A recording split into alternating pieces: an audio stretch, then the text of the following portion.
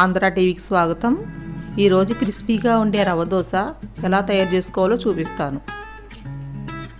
దానికి కావాల్సిన పదార్థాలు: 1 గ్లాసుడు గోధుమ రవ్వ, 1 గ్లాసుడు బియ్యపు రవ్వ,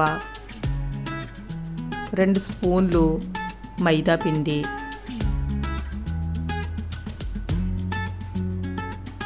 టేస్ట్కి సరిపడా సాల్టు వేసుకుని 1 గ్లాసుకి 4 గ్లాసులు పల్చటి మజ్జిగ వేసుకుని కలుపుకోవాలి.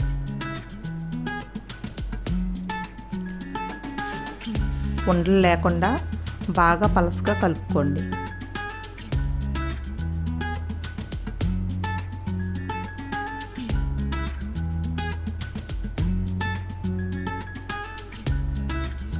తర్వాత దాంట్లో 1 స్పూన్ జీలకర్ర,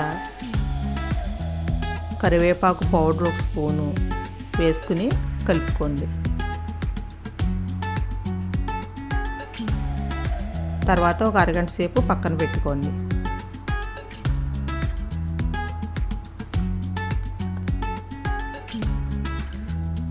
ఇప్పుడు అరగంట అయింది. చూడండి, ఇంత పలచగా ఉండాలి. ఇప్పుడు దోశ వేసుకుందాం. దానికి కావాల్సినవి చూపిస్తాను. క్యారెట్ తురుము, ఉల్లిపాయ, పచ్చిమిర్చి, అల్లం ముక్కలు, వేరుశనగుళ్ళు, కొబ్బరి కూర.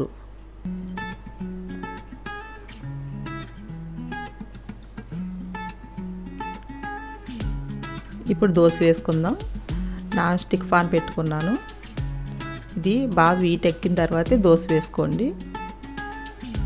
బాగా వీటెక్కింది. ఇప్పుడు దోశ పోసుకుందాం.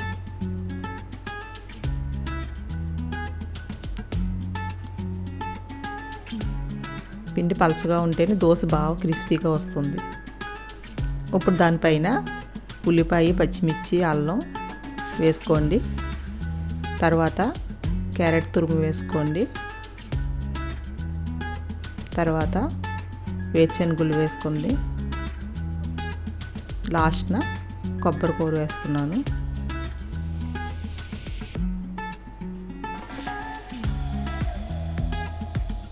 తర్వాత ఆయిల్ పోసుకోండి. ఆయిల్ ఎక్కువ పడుతుంది. ఆయిల్ దోశ చుట్టూరు పోసుకోండి.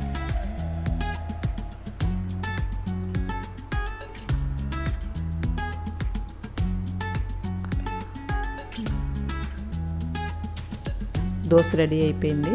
రెండో వైపు తిప్పుకోవద్దు.